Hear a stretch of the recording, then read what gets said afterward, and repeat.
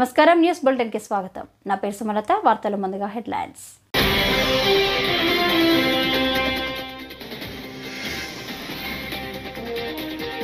ED విచారణకు హాజరైన కేటీఆర్.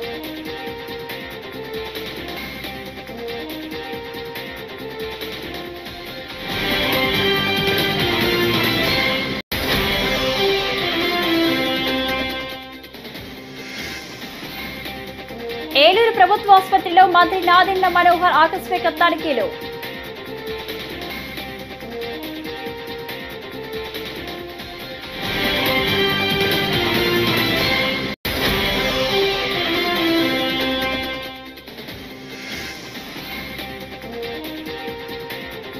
ఎవరితోనూ గొడవ పెట్టుకునే ఉద్దేశం నాకు లేదు, మంచు మనోజ్.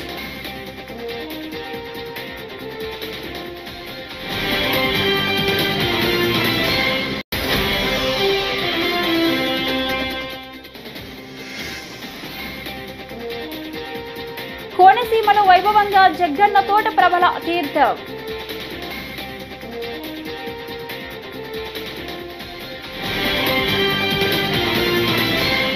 ఇక డీటెయిల్స్ చూస్తే, ఫార్ములా ఈ రేస్ కేసులో మాజీ మంత్రి కేటీఆర్ ఎన్ఫోర్స్మెంట్ డైరెక్టరేట్ ఎదుట హాజరయ్యారు.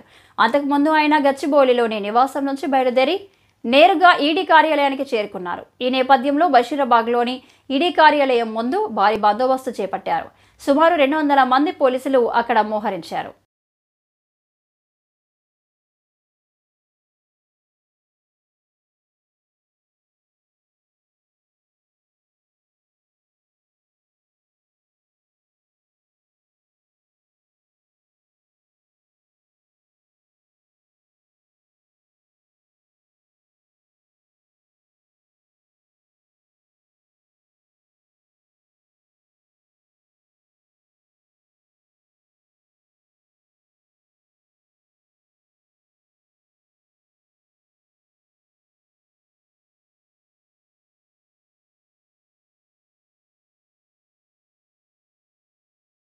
చట్టాన్ని అన్ని చట్టాలను గౌరవించే పౌరుడిగా ఏ తప్పు చేయకపోయినా, ఒక్క పైసా అవినీతికి పాల్పడకపోయినా రేవంత్ రెడ్డి ప్రభుత్వం కక్ష సాధింపు చర్యల్లో భాగంగా కేసు పెడితే విచారణ అధికారులను, విచారణ సంస్థలను గౌరవించి 9 తారీఖు నాడు ఏసీబీ విచారణకు హాజరయ్యాను. 16 తారీఖు నాడు ఏసీబీ కేసు పెట్టింది కాబట్టి ఈడీ కూడా కేసు పెట్టి మరి వాళ్ళ విచారణకు పిలిస్తే ఈడీ విచారణకు కూడా హాజరయ్యాను. 2 సంస్థలు కూడా ఒకటే రకమైన ప్రశ్నలు దాదాపు 7-8 గంటల పాటు అడిగిందే అడిగి మొత్తానికి అన్ని వివరాలు తీసుకున్నారు. 2 సంస్థలకు కూడా నేను చెప్పింది ఏమంటే, మీరు ఎన్నిసార్లు పిలిచినా వస్తా, మీరు ఎన్ని ప్రశ్నలు అడిగినా సమాధానం చెప్తా, సంతృప్తికరంగా చెప్తా, పూర్తిగా విచారణకు సహకరిస్తాను. భారత రాజ్యాంగాన్ని, న్యాయ వ్యవస్థను, కోర్టులను గౌరవించే బిడ్డగా తప్పకుండా నా నిజాయితీని ప్రూవ్ చేసుకుంటాను, ఇన్వెస్టిగేషన్కు పూర్తిగా సహకరిస్తాను అనే మాట వారికి చెప్పడం జరిగింది. అయితే నాకు ఎక్కడ ఇబ్బంది అనిపిస్తున్నది అంటే, ఇంతమంది నాయకులు, ఇంతమంది పోలీసులు, ఇన్ని విచారణ సంస్థలు, ఇవాళ ఉదయం పేపర్లో కూడా చూసిన ఈ విచారణకి దాదాపుగా 5 నుంచి 10 కోట్ల రూపాయలు ఖర్చు అవుతుంది అని ఇవాళ ఉదయమే పేపర్లో చూసిన. అందుకే ముఖ్యమంత్రి రేవంత్ రెడ్డికి నేను ఒక మాట చెప్పదలుచుకున్నాను. రేవంత్ రెడ్డి గారు, మీరు మీ కక్ష సాధింపు చర్యల్లో భాగంగా మీ మీద ఏసీబీ కేసు ఉన్నది కాబట్టి నా మీద ఏసీబీ కేసు బనాయించినావు, నీ మీద ఈడీ కేసు అయింది కాబట్టి నా మీద ఈడీ కేసు పెట్టినావు. ఏమి ఇబ్బంది లేదు, నువ్వంటే దొరికినోనివి, నేనంటే నిజాయితీ పరుణ్ణి, ధైర్యం ఉన్నాను కాబట్టి ఎదుర్కొంటా. కానీ ఈ 5 కోట్లు 10 కోట్లు ప్రజాధనం ఏదైతే వృధా అవుతున్నదో, ఆ 10 కోట్ల రూపాయలతో బ్రహ్మాండంగా ఇంకొక 500 మంది రైతులకు రుణమాఫీ చేయొచ్చు. ఆ 10 కోట్ల రూపాయలతో దాదాపు 2500 మంది పెద్ద మనుషులకు పెన్షన్లు ఇవ్వచ్చు. అందుకే రేవంత్ రెడ్డి గారికి నేను ఒక ఆఫర్ ఇస్తా ఉన్నా. రేవంత్ రెడ్డి గారు, నీకు నిజాయితీ ఉంటే, నీకు ధైర్యం ఉంటే ఒక పని చేద్దాం, నేను తయారుగా ఉన్నా, నువ్వు ముందుకు రా, జడ్జి గారు ముందు కూర్చుందాం, ఏసీబీ జడ్జి అయినా, హైకోర్టు న్యాయమూర్తి గారైనా, లేదా మీకు ఇష్టమైన న్యాయమూర్తి ఎవరి ముందైనా కూర్చుందాం. మీ మీద ఏసీబీ కేసు ఉంది, నా మీద ఏసీబీ కేసు ఉంది. నీ మీద ఈడీ ఛార్జ్ షీట్ చేసింది, నా మీద ఈడీ విచారణ జరుగుతున్నది. మీరు మొత్తం ఈ టీవీలు అన్నీ ఉన్నాయి కదా, మొత్తం మీడియా ఉంది కదా, లైవ్ టీవీ పెట్టండి. నేను రేవంత్ రెడ్డి గారు ఇద్దరం కూర్చుంటాం న్యాయమూర్తి ముంగట. మీరు ఏ ప్రశ్నను అడగండి కేసుకు సంబంధించి, ఆయన కేసు నా కేసు. ఇద్దరికి లై డిటెక్టర్ పరీక్ష పెట్టండి. ఇద్దరికి కూడా లై డిటెక్టర్ పరీక్ష పెట్టండి. మొత్తం రాష్ట్ర ప్రజలందరూ చూస్తుండగా ఒక 50 లక్షలు 20 లక్షల రూపాయలు ఒడిసిపోతుంది. లేకపోతే ఈ 10 కోట్ల రూపాయలతోని అనవసరంగా ప్రజాధనం దుర్వినియోగం అయ్యే విధంగా, ఇంతమంది ఉన్నతాధికారుల టైం వేస్ట్ అయ్యే విధంగా, ఇంతమంది మీడియా సంస్థల టైం వేస్ట్ అయ్యే విధంగా ఈ కక్ష సాధింపు విచారణ మంచిది కాదు. నేను రెడీగా ఉన్న రేవంత్ రెడ్డి, నీకు ధైర్యం ఉంటే ముందుకు రా. నీ జూబ్లీహిల్స్ ప్యాలెస్లో అయినా సరే, లేదా న్యాయమూర్తి ఇంట్లో అయినా సరే, ఏసీబీ న్యాయమూర్తి ఇంట్లో అయినా సరే, కోర్టులో అయినా సరే. మోహన్ బాబు యూనివర్సిటీలో బుధవారం జరిగిన పరిణామాలపై నటుడు మంచు మనోజ్ చంద్రగిరి పోలీస్ స్టేషన్లో ఫిర్యాదు చేశారు. గుర్తు తెలియని వ్యక్తులు తనతో పాటు భార్య మౌనికపై దాడి చేశారని ఫిర్యాదులో పేర్కొన్నారు. అనంతరం మీడియాతో మాట్లాడిన ఆయన తనకు ఎవరితోనూ గొడవలు పట్టుకునే ఉద్దేశం లేదని స్పష్టం చేశారు. తన స్నేహితులను బెదిరింపులకు గురి చేస్తున్నారని ఆరోపించారు. మీడియాతో మాట్లాడుతుండగా మనోజ్ ఒక్కసారిగా కడుపు నొప్పితో బాధపడ్డారు. దీంతో ఆయన భార్య మౌనిక కన్నీరు పెట్టుకున్నారు. ఈ ఒక సంవత్సరాల గ్యాప్లో కూడా నేను సినిమాలకు దూరంగా ఉన్నాను, జనాలకు దూరంగా ఉన్నానని ఫీలింగ్ చెప్పకుండా నన్ను ఎప్పుడు జనాల్లోనే పెడుతూ, నన్ను ఎప్పుడు ప్రోత్సహిస్తూ, నాకు హెల్ప్ చేస్తూ సపోర్ట్ చేశారు. దానికి అందరికీ రుణపడుతున్నాను, నాకు సపోర్ట్ చేసినందుకు. అలాగే అంత ప్రేమగా అభిమానం చేసేటప్పుడు ఒకరిని అభిమానాన్ని ఆపకూడదు. ఒక లీడర్ని ప్రేమించు, ఒక అభిమానించు, ఒక యాక్టర్ని అభిమానించు. నాతో తిరిగేవారు నా ఫ్రెండ్స్ హీరోలు కన్నా అన్న నేను హీరో ఫ్యాన్ అన్నా, నేను ఆ హీరో ఫ్యాన్ ఇంకోటి అన్న కలిపి అంటే నీకు కల్పిస్తుంటాను తీసుకెళ్ళి. అది హెల్తీగా ఉంటుంది. కానీ ఇక్కడ ఏమైంది, నాలో ఏదైనా ప్రాబ్లం ఉంటే నన్ను కూర్చొని పెట్టుకోవాలి. నేను ఎక్కడికి పారిపోవట్లేదు. ఫస్ట్ రోజు హైదరాబాద్ గొడవ నుంచి ఈ రోజు వరకు నేను వస్తున్నాను, కానీ నేను పారిపోవట్లేదు. చీకట్లో కూర్చొని చెట్ల వెనకాల దాంకొని చక్కెర పోయడాలు, ఈ బ్యానర్లు ఇప్పించడాలు, వీళ్ళు ఏం తప్పు చేశారు? వీళ్ళ అభిమానాన్ని చూపించేటప్పుడు వాళ్ళ బ్యానర్లు ఇస్తే ఓకే, చిన్న విషయం. కాకపోతే తర్వాత నాకు తెలిసింది ఏంటంటే, బ్యానర్లు తీక ఒక 2 రోజుల ముందు మా పళనిని పిలుచుకొని వెళ్ళి, నా సొంత తమ్ముళ్ళలాగా నుంచో ఉన్నాడు. అండ్ అలా చాలామంది ఉన్నారు. వీళ్ళందరూ నేను డబ్బిచ్చో కిరాయికో నా చుట్టూ మనిషిని పెట్టుకుని తిప్పే రకం కాదు, అభిమానంతో వచ్చేవాళ్ళు. సో అలా పెడితే దానికి 12వ తారీఖు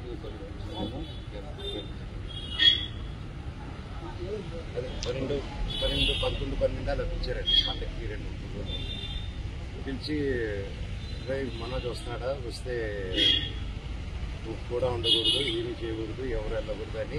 దీంతో పాటు చాలా మందిని పిలిచి ఏరియా వైజ్ అంటే ఎంత టైం స్పెండ్ చేస్తున్నారంటే, 10 నిమిషాలు గంట సేపు పెద్ద మనుషులు ఉన్నారు కూర్చొని పెట్టి, అన్నతమ్ములు కూర్చొని మాట్లాడేసి ఇక్కడ క్యాంపస్లో జరిగే మిస్టేక్లు రెక్టిఫై చేసే చిన్న విషయం. కాకపోతే నేను క్యాంపస్లో నేను అడిగే క్వశ్చన్స్, నేను ఏది ఇప్పుడు హాస్టల్స్లో జరిగే విషయం, ప్రైవేట్ హాస్టల్స్ ఏది అడిగినా అటు నుంచి డబ్బు రావడం అయిపోతుంది, క్యాష్ రావడం అయిపోతుంది. సో ఇదే నాకు బాధ. డైవర్ట్ చేయడం, సొంత కంపెనీతో పెట్టుకుని డైవర్ట్ చేయడం, దాన్ని కవర్ చేసుకునే దానికి స్టూడెంట్స్ కుదరడం, యూనిఫామ్ వేయడం కంపల్సరీ. వాళ్ళ 10th దాటంగానే ఇంటర్కి యూనిఫామ్ ఏంటంటే కాలేజ్ ఇద్దరు ఏంటి మా 11th వేసుకోవాలా అని చెప్పి ఆ రోజుల్లోనే. ఈ రోజుల్లో పెద్ద ఇంజనీరింగ్ MBA వాళ్ళందరికీ యూనిఫామ్. వాళ్ళు అది కరెక్ట్గా 2 వాటికి ఎంచుకోతున్నారు. అది ఎక్కడ నార్త్ ఇండియా నుంచి తీసుకొచ్చారు, అక్కడ ఏదో పేరెంట్ సరే. సో ఇన్ని జరుగుతుంది. నేను అడిగితే కొంచెం కూడా దాని గురించి కాకుండా బెదిరియడం, వాళ్ళని బెదిరియడం. నేను ఈసారి పండుగకి ప్రతి పండుగకి వస్తాను. నేను ముఖ్యంగా సీఎం గారి ఫ్యామిలీ వాళ్ళ ఇంట్లో ఘటన జరిగింది ఈ మధ్యకాలంలో, రామ్మూర్తి నాయుడు గారికి. సో ఊళ్ళో అక్కడ ఉన్నారు, సమయంలో వాళ్ళు ఊళ్ళో ఉన్నారు, నాని గారు ఇక్కడ ఉన్నారు. ఇక్కడ వచ్చి గొడవలు చేయడం కరెక్ట్ కాదు. అంటే నేను వస్తే వాళ్ళు గొడవలు చేస్తాను, నాకు గొడవలు ఇంటెన్షన్ కాదు. నా కూతురికి ఫస్ట్ సంక్రాంతి అండి, ఫస్ట్ పండగ. అండ్ ఆ పండుగ కూడా జరుపుకొని లేకుండా స్ట్రిక్ట్గా చేశారు. 2 రోజులు అక్కడ ఉన్నా, 3 రోజులు అక్కడే ఉండి ఉంటారు. వీళ్ళు కానీ బ్యానర్లు పెరగకుండా, నా తమ్ముడిని బెదిరించకుండా, మా వాళ్ళని బెదిరించకుండా ఉండుంటే నా పట్టికలో ఉండుంటారు. సరే కనుక్కొని, నేను అందరూ ప్రోగ్రామ్ కనుక్కొని CM doctor BR Ambedkar Konaseema జిల్లాలో కనుమ సంబరాలు ఘనంగా కొనసాగుతున్నాయి. మేళతాళాలు డప్పు చప్పుల మధ్య అంబాజీపేట మండలం జగ్గన్న తోట ప్రబల తీర్థం అత్యంత వైభవంగా సాగుతుంది. జగ్గన్న తోటలో నిర్వహించే తీర్థానికి ఎంతో విశిష్టత ఉంది. 11 ఏకాదశ రుద్రులు కనుమ రోజు ఇక్కడ కొలువు తీరుతాయని ప్రతీతి. ప్రబల తీర్థం నేపథ్యంలో జగ్గన్న తోటలో సందడి నెలకొంది.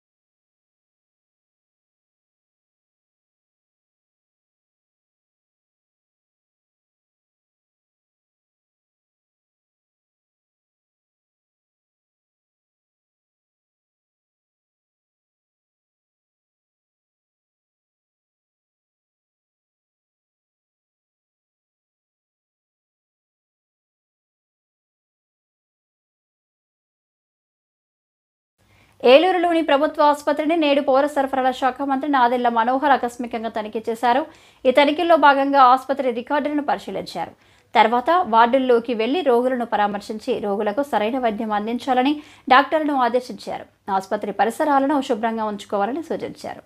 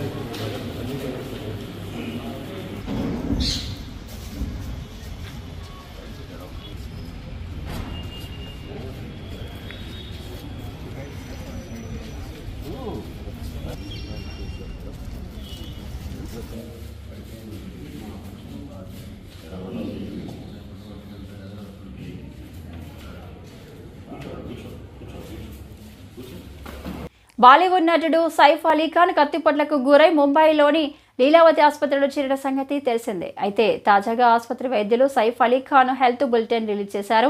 సైఫ్ అలీ ఖాన్ థోరాసిస్ వెన్నెముకలో కత్తిని తొలగించి అలాగే మెడపై అయిన గాయాలకు ప్లాస్టిక్ సర్జరీ చేసినట్లు వివరించారు. అతను పూర్తిగా కోలుకుంటున్నాడని త్వరలోనే డిశ్చార్జ్ చేస్తామని పేర్కొన్నారు.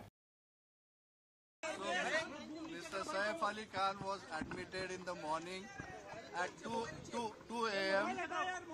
at Leelavati Hospital with alleged history of assault by some unknown person. At 2 a.m. he sustained major injury to the thoracic spinal cord due to lodged knife in the spine.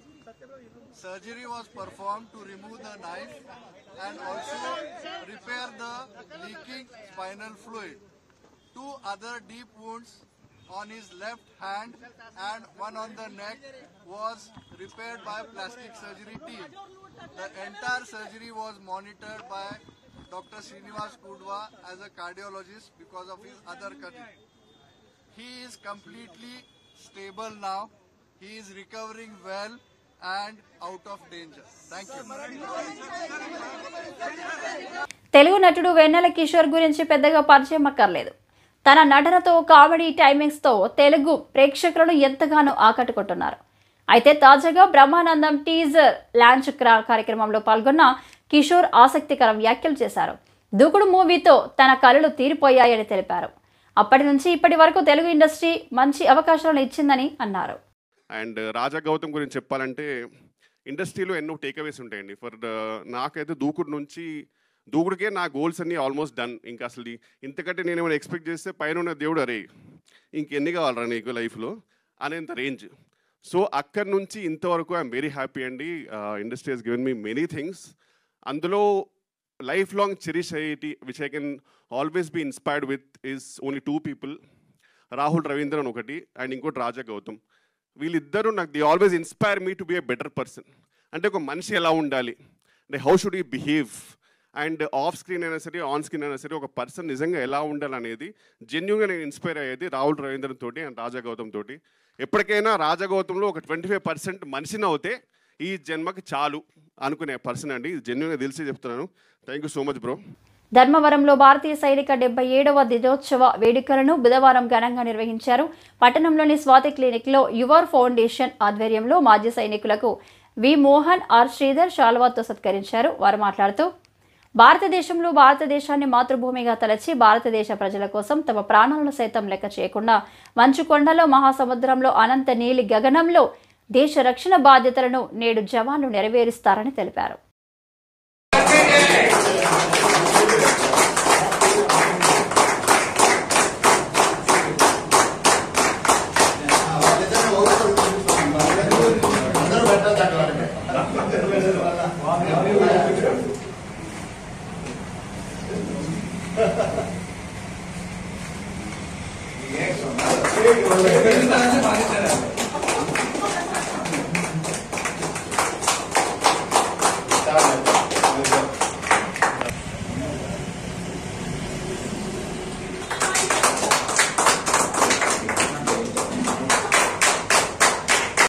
ఈ నెల 21న జిల్లా చిత్తూరులో SC వర్గీకరణ విషయమై 1 men commission రాజు విద్యా మిశ్రా వస్తున్నారు. ఈ సందర్భంగా మాదిగలు హాజరై వారికి వినతి పత్రాలు సమర్పించాలని ఎంఆర్పీఎస్ రాష్ట్ర అధికార ప్రతినిధి దుడ్డు రామకృష్ణ మాదిగ మంగళవారం పిలుపునిచ్చారు. చిత్తూరులో మాట్లాడుతూ రాష్ట్ర వ్యాప్తంగా మాదిగలు, మాదిగ ఉపకులాలు తీవ్ర అణిచివేతకు గురి అవుతున్నట్లు వెల్లడించారు. నా పేరు నల్లూరి ఈశ్వర్ మాదిగ, చిత్తూరు అర్బన్ ఇన్ఛార్జిగా పనిచేస్తున్నాను. రేపు 21వ తేదీ జరగబోయే 1 మ్యాన్ కమిషన్ రంజిత్ మిత్రా గారు ఇక్కడికి ఇచ్చేస్తున్నారు. ఈ కమిషన్కి మన జన సమూహాన్ని తరలి వచ్చి ఈ 1 మ్యాన్. ఈ వార్తలు ఇంతటితో సమాప్తం. నమస్కారం.